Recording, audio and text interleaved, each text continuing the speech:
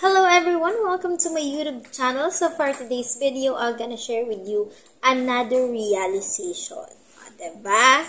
Kapag tayo'y natutroma, halimbawa, meron tayong mga pinagdaanan sa buhay natin, kagaya ng sa buhay pamilya mo, o sa buhay mo nung kabataan mo. Yun, yung mga trauma na daladala mo pa ngayon kasi yung mga bagay na nangyari sa'yo before ay hindi mo pa napapatawad.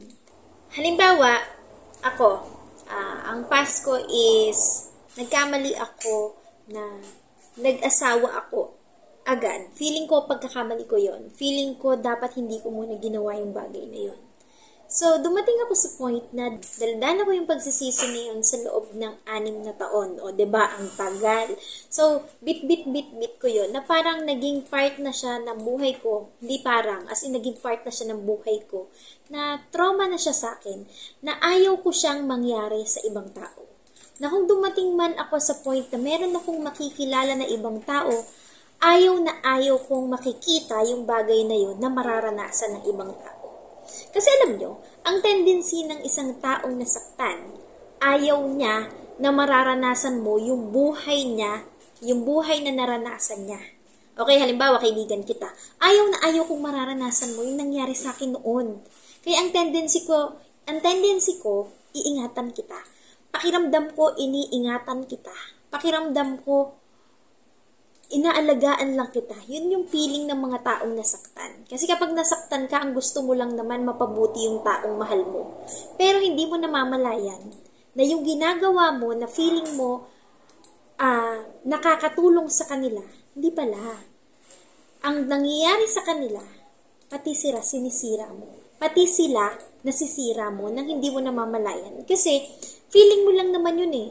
Kasi hindi naman lahat ng nangyayari sa buhay mo mangyayari sa buhay nila. So, yun. Kailangan mong isipin na kapag nasaktan ka, kailangan mo munang ma-heal.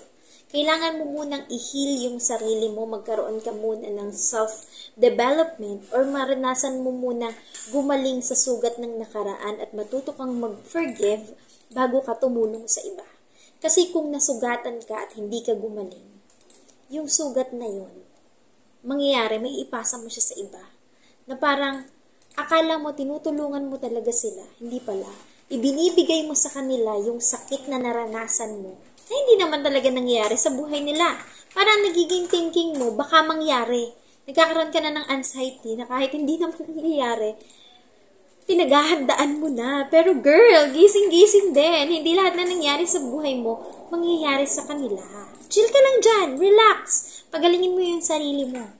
Kasi darating din yung point na kapag nag-heal ka at natanggap mo na yan na yung buhay mo, eto ka na, yun, doon mo mararanasan na, hindi naman pala lahat na nangyari sa buhay ko, pwedeng mangyari sa kanila. Kaya hindi mo na sila kailangan pampigilan kasi buhay nila yon. Ano man yung pagdaanan nila, ano man yung sitwasyon nila, ikalalago nila yon. Huwag mo siyang tingnan na negative. Kasi lahat ng nangyari sa buhay natin, hindi naman yan lose. Hindi naman tayo matatalo dyan. Meron dyang win, pero mas marami yung lesson. Diba? So, ayan. Sana po may natutunan kayo for today's mini vlog and I hope na makita ko ulit kayo sa susunod na video. Thank you so much for watching, guys. See you soon. Bye!